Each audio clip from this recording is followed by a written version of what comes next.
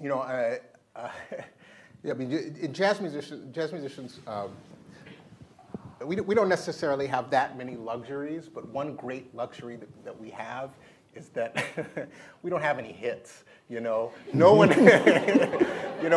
no one comes to our shows saying. I mean, maybe Herbie Hancock, okay, but the vast majority of us, no one is going to come to our show saying, "I want to hear that tune," or even if they come to one of our shows, thinking that they want to hear that tune, they're not going to be coming saying, "I want to hear that tune the way it's played on this recording." And if they come with that hope or expectation, they're going to be severely disappointed. You know, I think. I mean, I have a responsibility to my audience, a huge responsibility to my audience.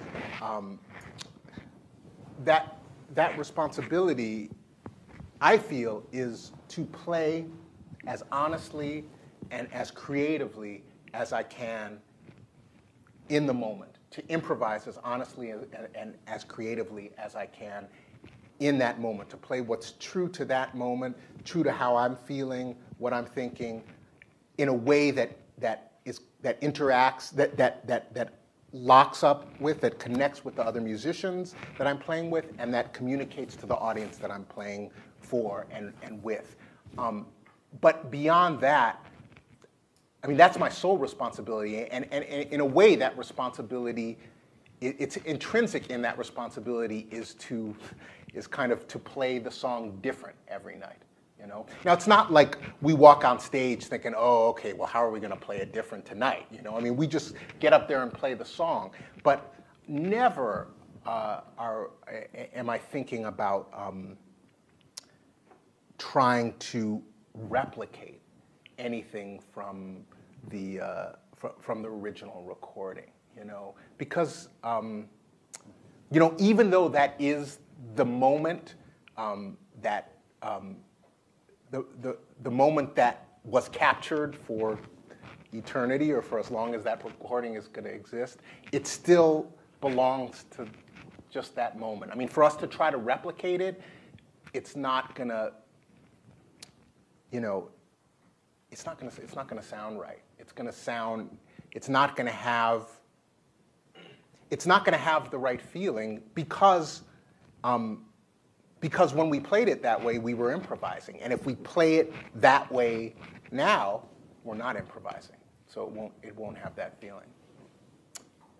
There was a first part to your question that I feel, yeah, yes, I did. I guess I'm trying to understand exactly how much you from the original composition. Well, I guess one thing that I didn't really talk about much was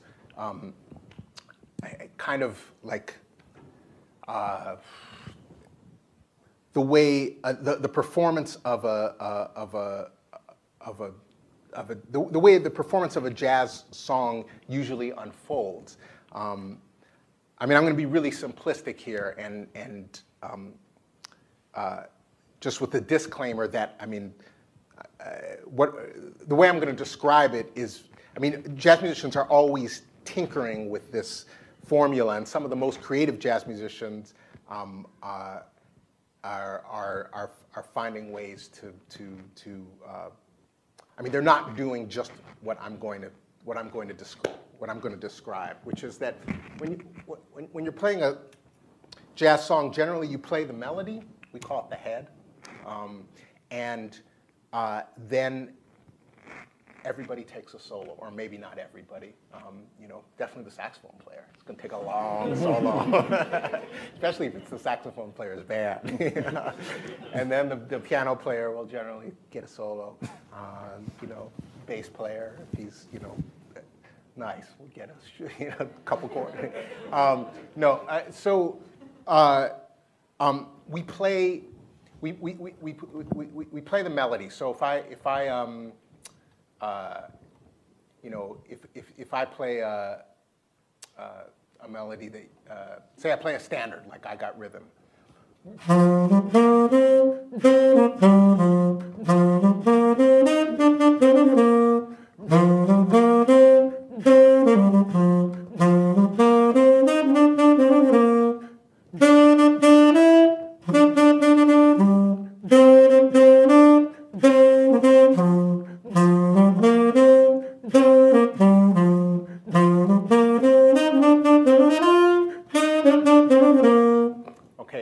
that's about 1% of the total length of the jazz performance of that song. I mean, after that, that's all of that tune, the original composition that you're going to hear. So how close do we stay to that? Well, if you know that song, you probably would have recognized it the way I played it.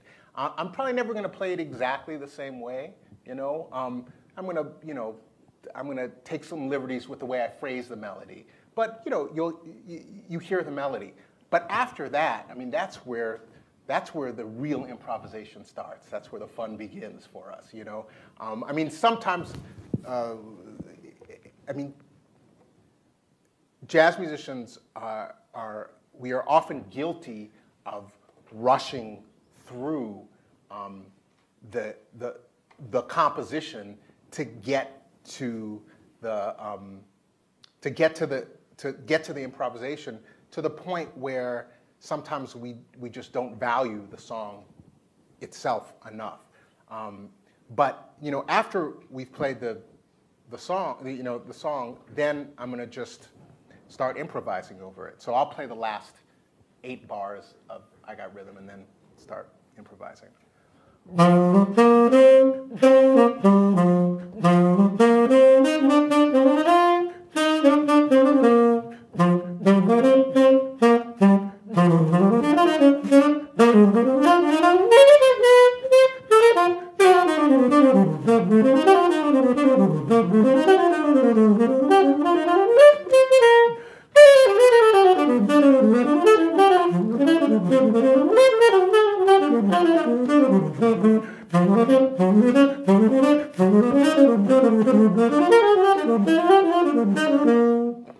So, that doesn't, you don't have to, the lights aren't low enough for you to applaud, so really, you don't have to do that.